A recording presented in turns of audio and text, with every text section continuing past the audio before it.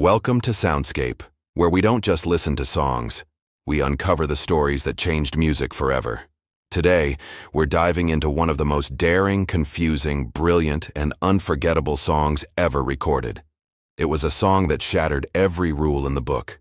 A song that radio stations flat out refused to play. A song that nobody really understood at first, but the world would soon learn to never forget.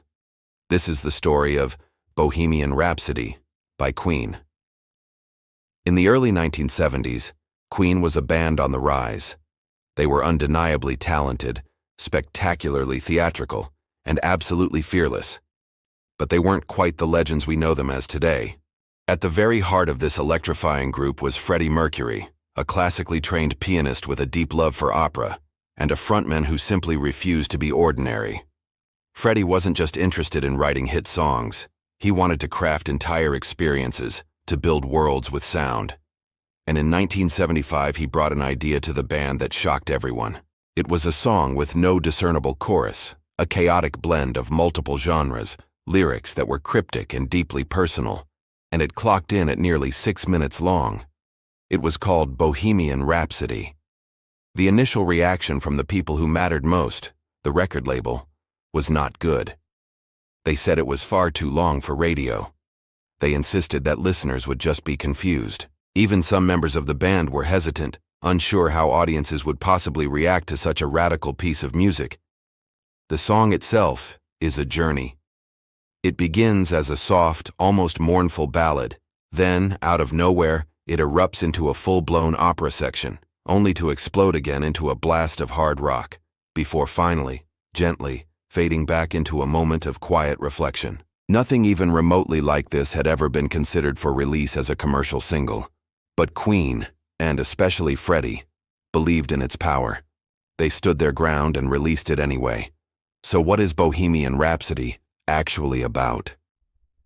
To this day, that remains one of music's greatest mysteries. Freddie Mercury never gave a straight answer, and perhaps that enduring mystery is a key part of its power. Over the years, countless theories have emerged. Some believe it's a song about confronting guilt, about struggling with identity, or about an intense inner conflict. The line, "Mama just killed a man," is often interpreted not as a literal confession, but as a powerful metaphor for an emotional death, the end of a former self, the loss of innocence. It's a song that speaks to the feeling of being trapped between who you truly are and who the world demands you to be. Freddie himself once famously dismissed it as just rhyming nonsense. But for millions of fans, the song resonated on a much deeper, more personal level. That profound connection is what has made it so timeless. Against all odds, the song was a monumental success. Bohemian Rhapsody soared to #1 on the charts and stayed there for weeks, becoming a true global phenomenon. It was the ultimate proof that hit songs didn't have to follow a formula, that artists didn't need to ask for permission to be bold, and that popular music could be theatrical, emotional, and wonderfully strange.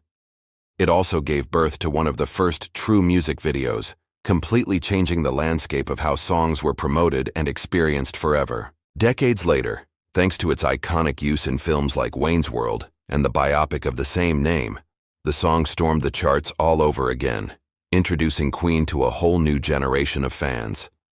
Today, Bohemian Rhapsody is so much more than just a song. It's a cultural touchstone. It's a masterpiece of performance art. It's a powerful reminder that true creativity flourishes when artists are brave enough to take risks and follow their vision, no matter how unconventional. The song didn't just change Queen's career.